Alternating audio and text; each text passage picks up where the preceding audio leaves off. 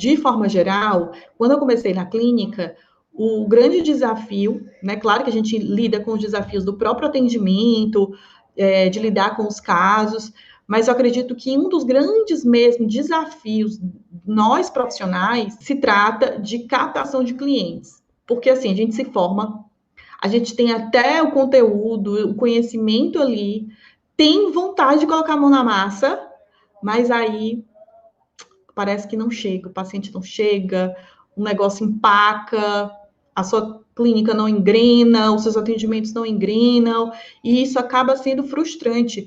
Não é à toa que eu escuto muito de profissionais, psicólogos, falando da frustração de não conseguir captar clientes, pacientes. Às vezes também tem até aquela conversa de, quem faz psicologia e vai atender na clínica vai passar fome. Quem nunca escutou isso, né? Ou quem nunca escutou alguém dizendo que escolher até uma outra profissão, mas não a psicologia por conta dessa questão da remuneração. E isso é uma falácia. A psicologia ela é muito bem remunerada, tá? Tem mercado para todo mundo. Existe uma demanda muito forte. Não só, a gente está falando aqui mais do público infanto-juvenil de orientação de pais, mas eu acho que é do público geral. Então, a gente tem, sim, um potencial enorme, principalmente agora, né, que está em evidência a importância, de fato, da saúde mental, dos cuidados da saúde mental. Então, a gente tem que aproveitar, né, o momento para que a gente também decole na nossa profissão. E existem, sim, algumas estratégias que eu considero estratégias excelentes para a gente conseguir aí, divulgar o nosso nome, para a gente conseguir também captação de clientes. Eu já falei aqui inúmeras vezes da importância das redes sociais na captação de clientes. Isso vocês já estão cansados de ouvir. Eu já falei várias vezes que quanto mais a gente investe em conteúdo de valor, em conhecimento, distribuir conhecimento para as pessoas, ajudar pessoas, mas vai acontecer a procura, né? Carol, significa que se eu postar todo dia no meu Instagram, vai chover procura? Não necessariamente assim, tá? Você vai plantando sementes nas redes sociais, aos poucos essas pessoas que vão te acompanhando vão ganhando confiança, vão admirando o seu trabalho, a sua dedicação, o seu conhecimento, e elas vão te procurar. Elas vão te procurar para uma orientação pontual, elas vão te procurar, às vezes, para saber se você pode atender os filhos delas.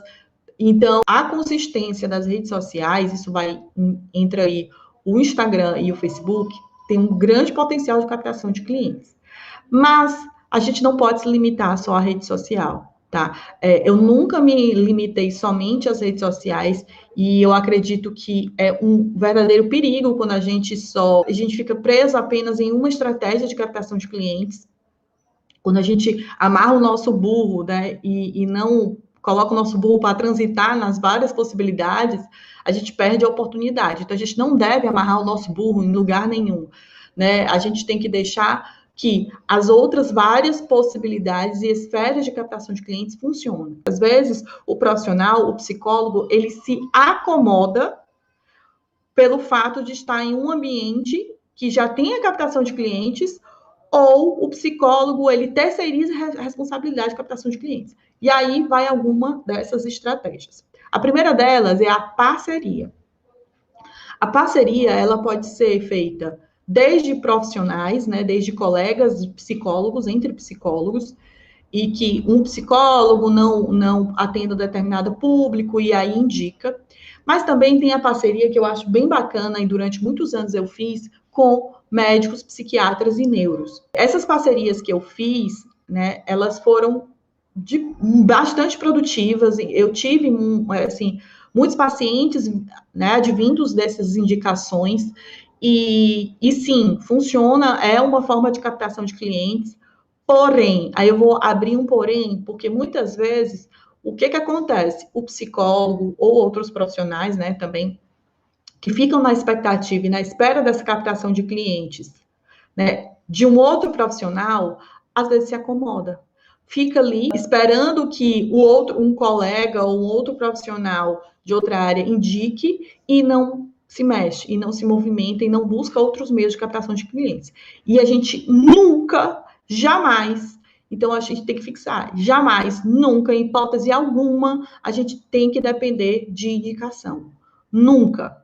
Mas nunca, nunca, nunca. Fixem isso, porque quando a gente depende de um outro terceiro ou um ambiente, um local, que eu vou já falar sobre essa questão do local, a gente está deixando o nosso poder de captação de lado. Isso é muito perigoso. Então, eu vou falar de um local. Local que às vezes acontece essa terceirização e essa responsabilidade de captação de clientes é quando um psicólogo está dentro de uma clínica, né? Numa clínica que tem outros profissionais e esse psicólogo fica esperando que a clínica capte esses clientes. Essa captação do ambiente, do local que esse psicólogo trabalha, pode acontecer, pode ser bem satisfatória? Pode. A clínica ela pode captar clientes, mas a gente também não deve terceirizar essa responsabilidade. Eu, por exemplo, nunca atendi em clínicas com outros profissionais. Então, a minha clínica sempre foi um espaço alugado. Eu não tinha outros profissionais para me indicar, nem dependia da clínica para conseguir meus pacientes. Então, eu consegui meus pacientes muito através do meu esforço. E nunca também depositei a expectativa de um terceiro, seja um médico, psiquiatra, neuro, também catar esses clientes para mim.